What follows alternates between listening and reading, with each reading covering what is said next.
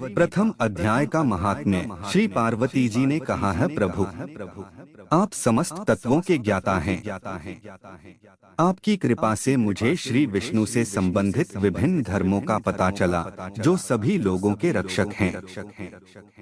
हे देवेश, अब मैं गीता हाथ में सुनना चाहती हूँ, जिसके सुनने से श्रीहरि के प्रति भक्तिभाव बढ़ती है। श्री महादेव जी ने कहा, हम भगवान महाविष्णु की पूजा करते हैं, जिनका श्री विग्रह शरीर अलसी के फूल के समान श्याम है, जिनके वाहन पक्षीराज गरुड़ जी हैं, जो अपनी महिमा से कभी क्षीण नहीं होते और शेषनाग की शैया पर सोते हैं। यह समय की बात है। मुरदैत्य का वध करने वाले भगवान विष्णु शेषनाग के सुंदर आसन पर प्रसन्नतापूर्वक विराजमान थे। उस समय सभी लोगों को आनंद देने वाली भगवती लक्ष्मी ने आदर पूर्वक पूछा। श्री लक्ष्मी जी ने कहा है, प्रभु यद्यपि आप समस्त संसार के अनुयायी हो, तथापि अपनी समृद्धि से उदासीन होकर इस क्षीर सागर में डूब रहे हो। उसका क्या कारण है? श्री भगवान बोले, हे सुमुखी, मैं न केवल सो रहा हूँ, बल्कि तत्वों का अनुसरण करने वाली अंतर्ज्ञान के माध्यम से अपने महेश्वर तेज को प्रकट कर रहा हूँ। हे देवी, ये चमक करोड़ों सूरज का तेज जैसी ही है। योगी जन कुशाग्र बुद्धि से अपने हृदय में देखते हैं और उसी से मीमांसा के विद्वान वेदों के सार का निर्णय करते हैं। वह महेश्वर तेज अजर, प्रकाश, आत्मस्वरूप, रोगरहित, आनंदरहित, पवित्र और हृदयरहित है। इस संसार का जीवन उसके अधीन है। मुझे भी ऐसा लगता है। हे देवेश्वरी, इसी कारण मैं तुम्हें सोया हुआ प्रतीत होता हूँ।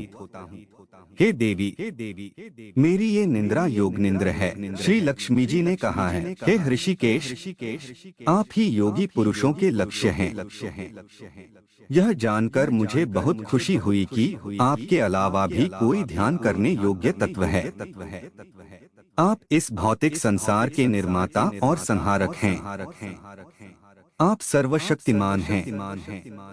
ऐसी अवस्था में भी यदि आप सर्वोच्च सत्ता से भिन्न हैं, तो कृपया इसे प्रबुद्ध करें। श्री भगवान बोले, हे प्रिय, आत्मा का स्वरूप द्वैत और अद्वैत से भिन्न, भाव और अभाव से रहित तथा आदि और अंत से रहित है। परमानंद स्वरूप होने और शुद्ध ज्ञान के प्रकाश से प्राप्य होने के कारण यह एकमात्र सुंदर है। वह मेरा दिव्य स्वरूप है। आत्मा की एकता सभी के लिए जानने योग्य है। यही बात गीता शास्त्र में व्यक्त की गई है। अमित तेजस्वी भगवान विष्णु के इन वचनों को सुना और लक्ष्मी जी को संदेह हुआ और कहा, भगवान, यदि आपका स्वरूप आत्ममुग्ध है और आपका मन वाणी की गति से परे है, तो गीता इसे कैसे प्रबुद्ध करती है? मेरा यह संदेह दूर करें। श्री भगवान बोले, हे सुंदरी, मेरी ये बात ध्यान से सुनना। मैं अपनी स्थिति का वर्णन गीता में करता हूँ। मेरे 5 मुख क्रमशः 5 अध्यायों की ओर हैं। जानिए, 10 अध्याय मेरी 10 भुजाओं को जानते हैं, 1 अध्याय मेरे पेट को और 2 अध्याय दोनों पैरों को जानते हैं। इस प्रकार इन 18 अध्यायों की वाड्मयी ईश्वरीय मूर्ति को समझना चाहिए। इसे जानने मात्र से ही बड़े बड़े पाप नष्ट हो जाते हैं। जो उत्कृष्ट बुद्धि वाला व्यक्ति प्रतिदिन गीता का 1 या आधा अध्याय या 1 आधा या 1/4 श्लोक का भी अध्ययन करता है, वह सुशर्मा के समान भक्त बन जाता है और इसमें लेशमात्र भी संदेह करना उचित नहीं है। श्री लक्ष्मी जी ने कहा है, हे भगवान, सुशर्मा कौन थे? वह किस जाति का था और इसे क्यों जारी किया गया? भगवान ने कहा है, हे प्रिय, सुशर्मा अत्यंत दुष्ट बुद्धि का और दुराचारी व्यक्ति था। यह पापियों का सिर था, यानी मुखिया समझ लो। वह वैदिक ज्ञान से रहित तथा क्रूर कर्म करने वाले ब्राह्मण कुल में उत्पन्न हुआ था। उन्होंने कोई ध्यान जप पूजा नहीं की। उन्होंने होम यज्ञ या आतिथ्य सत्कार नहीं किया। वह कामी और भोगी था। वह खेती करके और घास तथा पत्तियां बेचकर अपनी आजीविका बनाए रखता था। यद्यपि वह ब्राह्मण होने पर भी वह मांसमदिरा का भी सेवन करता था। इस प्रकार उन्होंने अपने जीवन का एक बड़ा भाग व्यतीत किया। एक दिन सुशर्मा एक दिन पत्ते इकट्ठा करने के लिए एक ऋषि के बगीचे में जा रहा था। उसी समय एक काले सर्प ने काल का रूप धारण कर उसे डस लिया। अत सुशर्मा की मृत्यु हो गई। इसके बाद उसे अनेक प्रकार की नरक की यातनाएं सहनी पड़ी और वह बोझ से दबे हुए बैल के रूप में पाताल लोक में लौट आया। उस समय एक लंगड़े आदमी ने अपना जीवन आराम से बिताने के लिए इसे खरीदा था। बैल ने उस लंगड़े बोझ को अपनी पीठ पर लादकर बहुत कष्ट सहते हुए 7 या 8 साल बिताए। एक दिन किसी ऊंचे स्थान पर बहुत देर तक लंगड़ाते हुए बहुत तेजी से उसने बैल को घुमा दिया। इसलिए वह थककर भूमि पर गिर पड़ा और बेहोश हो गया। उस समय उत्सुकतावश बहुत से लोग वहां एकत्र हो गए।